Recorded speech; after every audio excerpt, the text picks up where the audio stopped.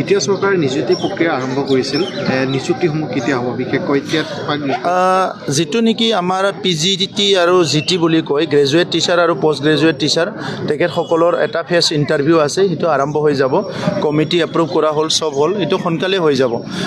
এটা third grade আৰু four গ্ৰেডৰ প্ৰায় 1200 মানৰ আমাৰ ইণ্টাৰভিউৰ কাৰণে এডভাৰটাইজ হৈ গ'ল ইহঁতৰ ইণ্টাৰভিউ হৈ যাব কিন্তু আমি এপইণ্টমেণ্টটো একেলগে দিব বিচাৰিছোঁ কাৰণ আৰু 1700-1800 মান পোষ্ট আমাৰ বাকী আছে এইখিনিৰ কাৰণে এডভাৰটাইজ ওলাই যাব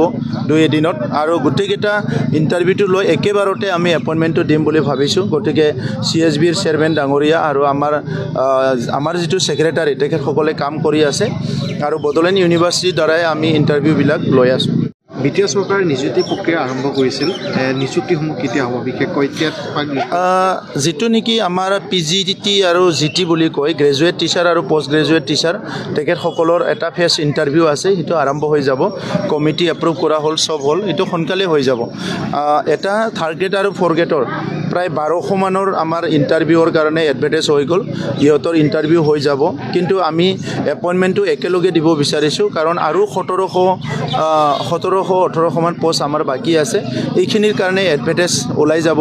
2 দিনত আৰু গোটেইকেইটা ইণ্টাৰভিউটো লৈ একেবাৰতে আমি এপইণ্টমেণ্টটো দিম বুলি ভাবিছোঁ গতিকে CSBৰ চেয়াৰমেন ডাঙৰীয়া আৰু আমাৰ যিটো ছেক্ৰেটাৰী তেখেতসকলে কাম কৰি আছে